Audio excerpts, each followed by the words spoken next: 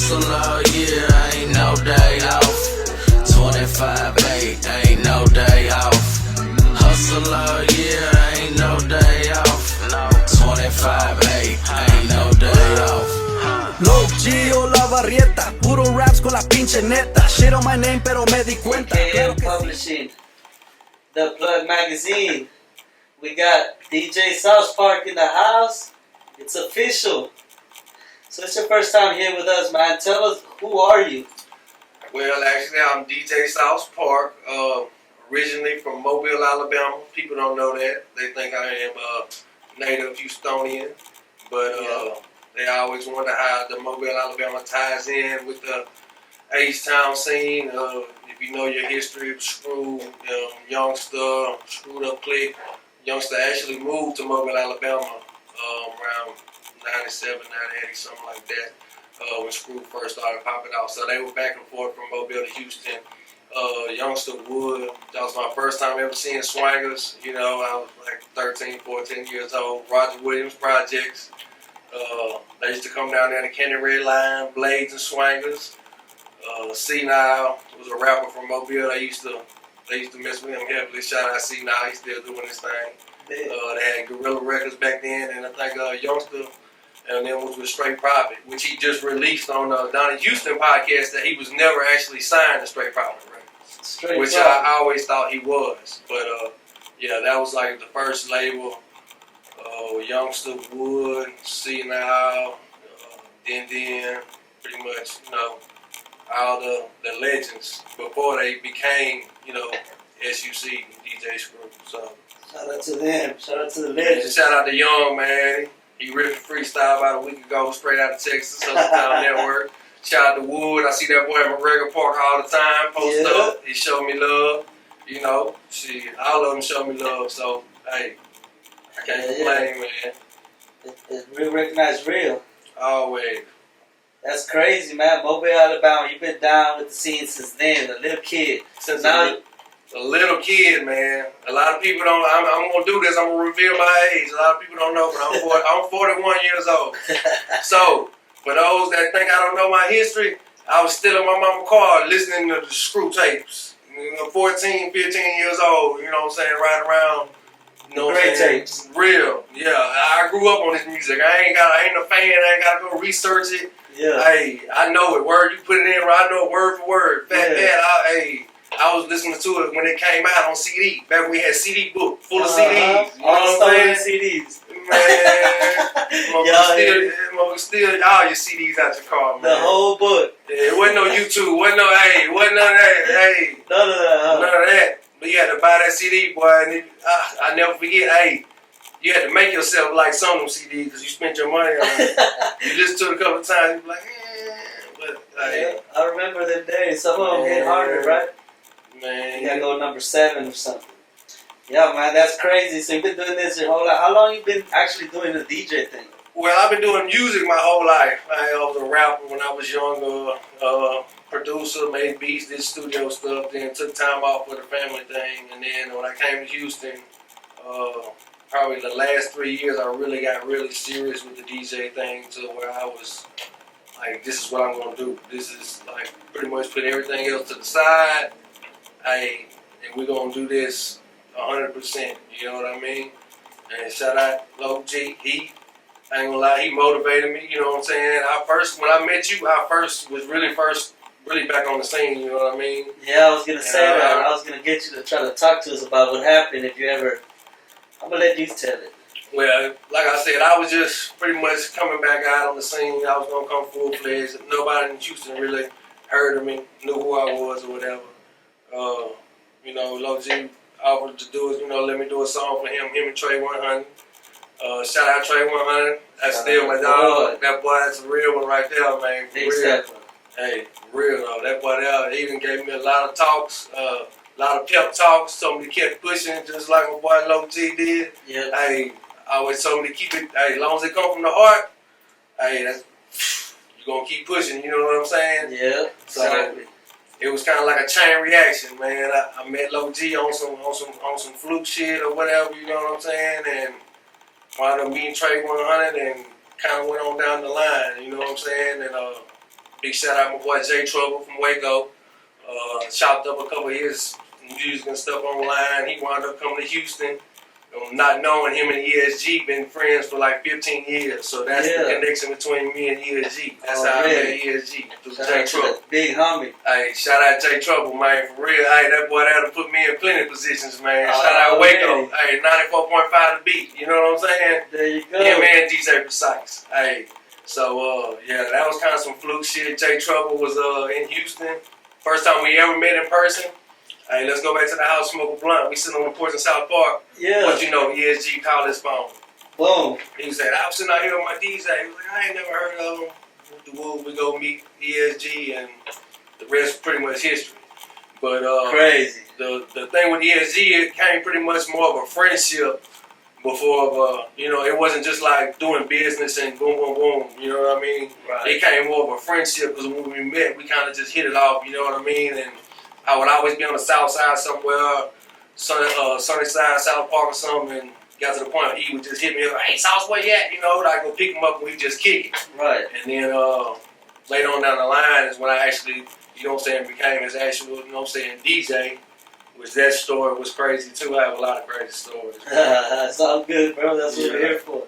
Yeah, so, but I actually became ESG's official DJ.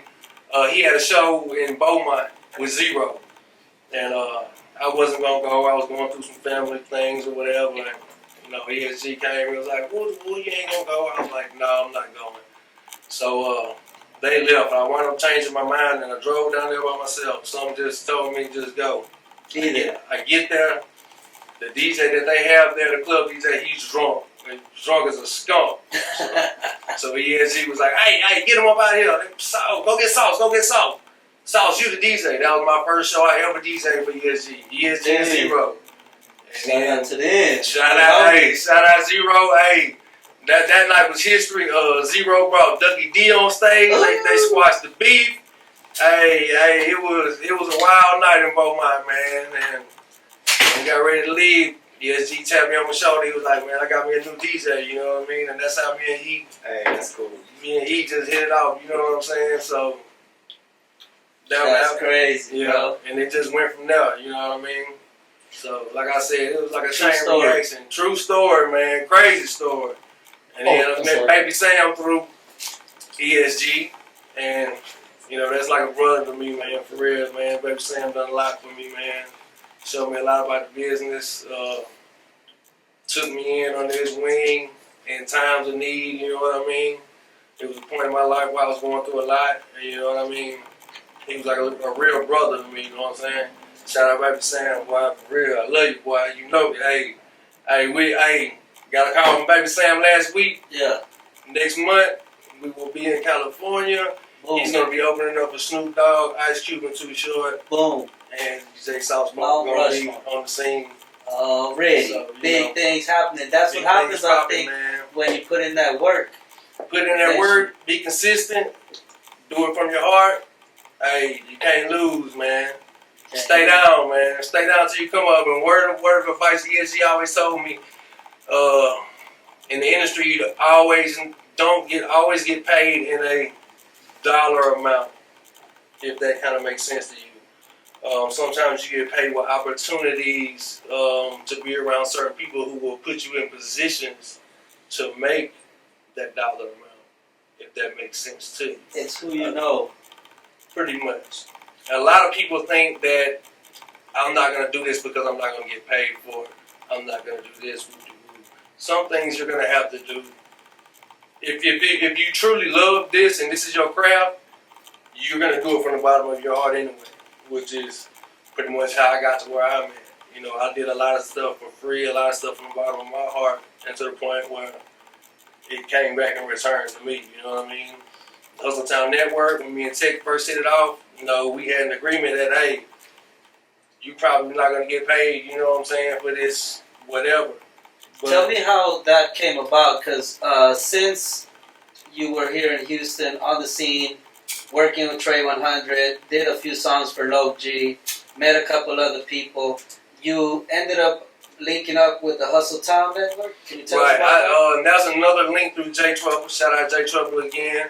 J Trouble was linked in with Tex, and you know, after me and J Trouble got real tight, and he kind of introduced me to Tex and here and there, and did a few things for him, and I was just always on the scene, behind the scenes with the Hustle Town stuff or whatever, and to the point where, well, Tex gave me a shot to DJ the Straight Outta Texas show and killed it.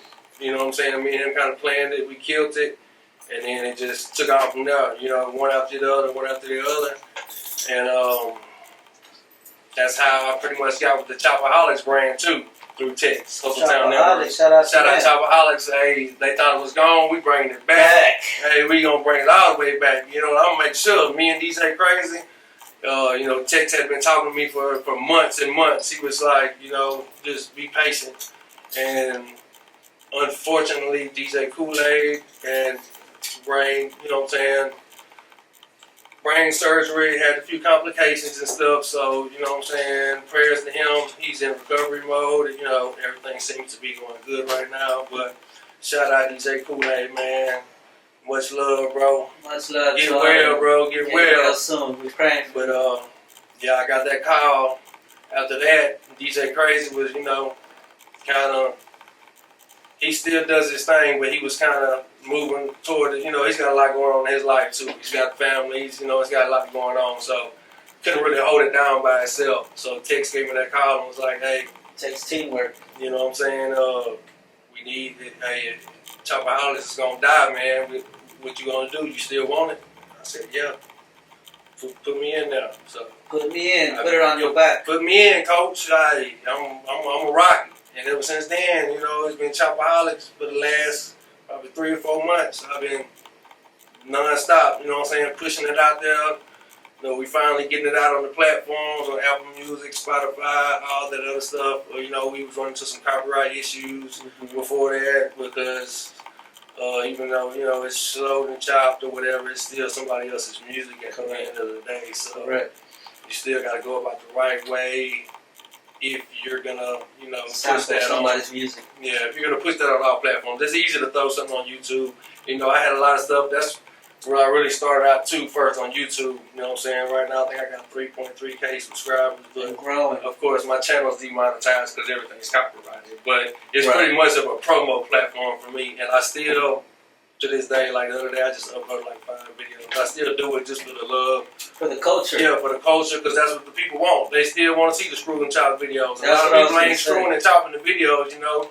And it took me a couple of years to perfect the formula, but I got it to where, you know what I'm saying, like I can, it's just like recording a song for me. I don't use no editing software. Like I'm running straight out the tables. I'm recording it live, you know what I mean? It's just like recording the MP3, except I'm recording the MP4. I'm just basically loading the MP4 on the tables, and whatever I do on the tables, you know what I'm saying, the video reacts. So you're not worried about anybody trying to bite your style because you're bringing your skill set to every project, but you just haven't found the niche of how to make the money with the YouTube, is what you're saying. Correct.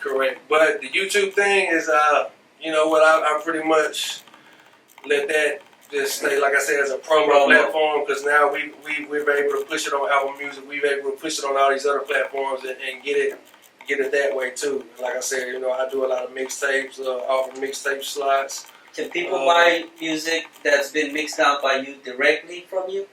Yes.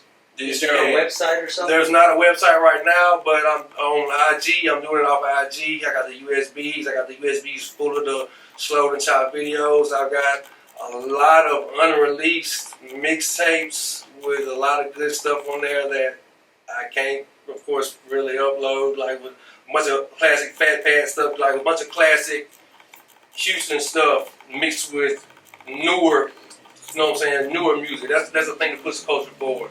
We're trying to mix the older stuff with the newer stuff, you know, the younger generation, and mix it together to where they know the culture and where it came from, you know what I mean? And just because, you know, you still gotta know your history, you know what I'm saying, as an H-Town rapper, you know what I mean? Either way it goes. Yeah, man. Welcome on the Plug Magazine. We appreciate you taking your time to tell us a bit of your history. I'm not going to go through everything now because I want to bring you in at a different time. We can discuss some of your ongoing history. Like I said, we're part of it. So we thank you for coming on this magazine with us and telling us a bit of who you are. I'm going to include all your logos, pictures, websites, handles where people can find you at. And we're all rooting for you, man. We know you're one of the people, and we appreciate what you're doing with the culture. If you got anything else to say, let us know. Only thing I gotta say is, man, to everybody out there, never stop chasing your dreams, man. No matter how old you get, no matter how many times you get knocked down. I always tell people, everybody's not gonna like your product or your music or whatever you put out there, but somebody's gonna like it, bro. So you just gotta find that audience, target that audience, and keep pushing it, man. Consistency is the number one thing. People think they want to be a rapper when they want to be an artist, when they want to be an artist, but you have to consistently push yourself, every day. I tell people try to at least, on IG, Facebook. I'm not really on Facebook like that. Whatever on my IG, I automatically post to my Facebook, but I'm more active on my IG. But I try to post at least once a day. You know what I'm saying, on IG. Even if you have to dig back and go get something that you posted 3 or 4 months ago, you know what I'm saying, and repost that. Try to dig back a little. If you don't have any content, try to dig back. You know what I'm saying, post some older content. You can never post too many times. You know what I mean. You gotta keep putting it in their face. Be consistent. Come from the heart, and hey. Sky's the limit. That's all I can say, bro. AKA Publishing, The Plug Magazine, DJ SaucePark. I'm Loke G. Peace. Peace. Hustle all year, ain't no day off. 25/8, ain't no day off. Hustle all year.